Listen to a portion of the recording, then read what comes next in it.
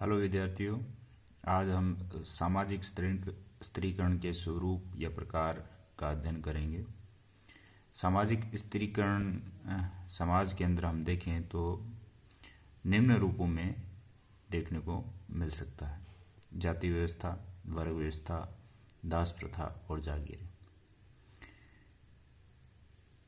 दास प्रथा और जागीरें इसका प्रारंभिक स्वरूप था और आज भारतीय समाज में हम देखें तो जाति व्यवस्था और वर्ग व्यवस्था देखने को मिलती है। सबसे पहले हम अगर बात करें जाति व्यवस्था की, तो जाति व्यवस्था का स्वरूप जो है भारत में प्रचलित रहा प्रारंभ से ही। भारत में अगर हम देखें कि वर्ण व्यवस्था के रूप में बाद में वर्ण व्यवस्था का स्वरूप जो है जाति व्यवस्था के रूप में परिवर्तित हुआ। जाति भारत में सामाजिक संरचना का आधार रही है। भारत में अनेक जातियां थी जिनकी भिन्न भिन्न जीवन शैली थी। तो जाति एक बंद वर्ग रहा, विभिन्न प्रकार की जातियां रही हैं। जातियां जो है पूर्णतया वंशानुक्रम पर आधारित थी। जातियों की अगर हम देखें, जी.एस. कुरियन ने निम्न विशेषताएं भी बताई हैं कि जाति जो है खंडात्मक विभाजन के रूप में रही हैं। जाति का आधार समाज में अनेक खंडों में विभक्त रहा है और प्रत्येक खंड के सदस्यों की स्थिति, पद, कार्य जन्म से ही निश्चित होते थे। उनमें संस्तरण पाया जाता था, उच्चता और निम्नता की स्थिति भी पाई जाती थी। कुछ जातियां उच्च थी, कुछ जातियां निम्न थी। खान पान संबंधी प्रतिबंध थे। व्यवसायों की भी एक व्यवस्था थी कि प्रत्येक जाति अपना निश्चित व्यवसाय करेगी। विवाह संबंधी भी प्रतिबंध पाए जाते थे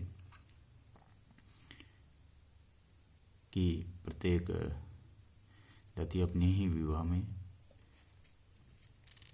विवाह करेगी। जातियों में सामाजिक और धार्मिक नियोग्यताएं थी, जैसे कुछ जातियां सार्वजनिक स्थानों का प्रयोग कर सकती हैं, कुछ नहीं। इस प्रकार जातियों में अनेक प्रकार की व्यवस्थाएं पाई जाती थी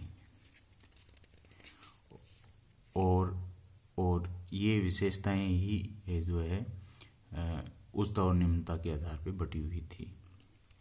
वर्ग व्यवस्था में हम देखें तो सामाजिक स्त्रीकरण में सभी समाजों में व्याप्त है वर्ग व्यवस्था, लेकिन इसका स्वरूप जो है अलग अलग प्रकार का है। कुछ समाजों में इनके स्वरूप में भिन्नता व्यक्ति के वंशानुक्रम पर आधारित है, जबकि कुछ समाजों में व्यक्ति की योग्यता कुशलता पर आधारित है।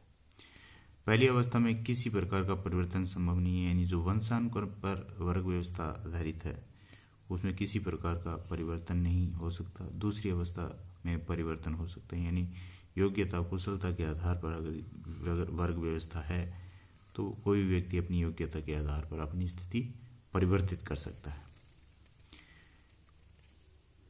प्रथम स्थिति जातिगत स्त्रीकरण ही है, दूसरी वर्गगत स्त्रीकरण है। इस प्रकार स्त्रीकरण का प्रथम आधार जाति है और द्वितीय आधार वर्ग।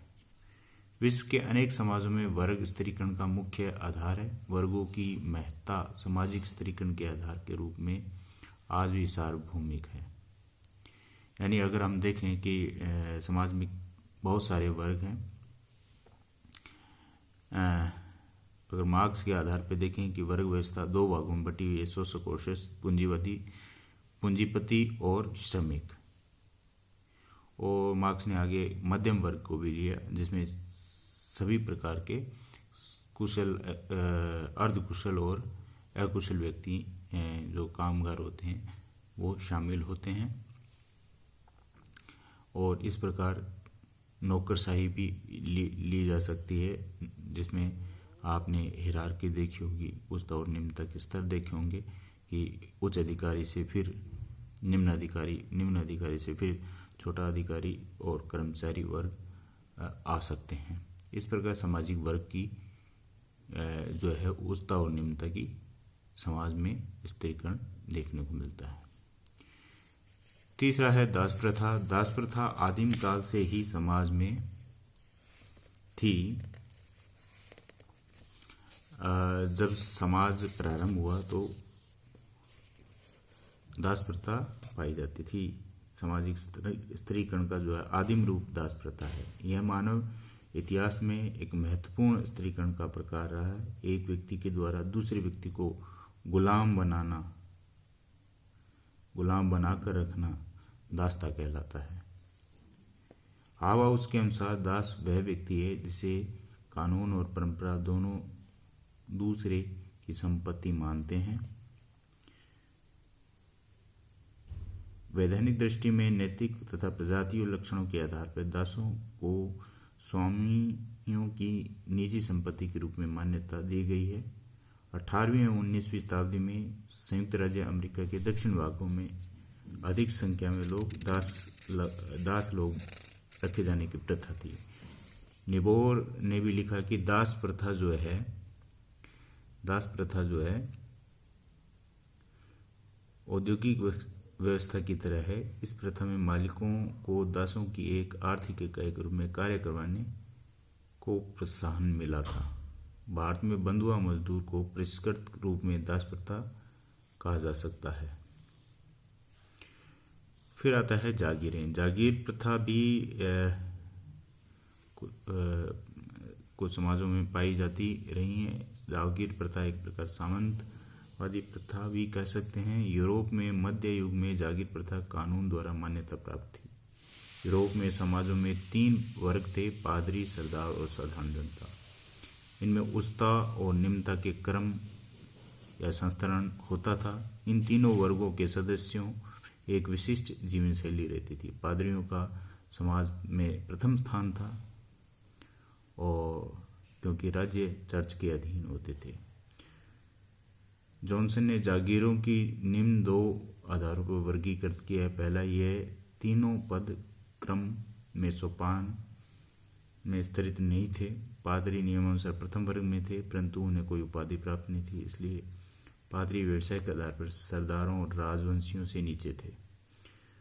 उप पदाधिकारी पादरी सरदारों के साथ अंतःक्रिया नहीं कर पाते थे। दूसरा आधार जॉनसन ने बताया कि पादरी लोग विवाह नहीं कर सकते थे, इसलिए उनके कोई परिवार नहीं होता था।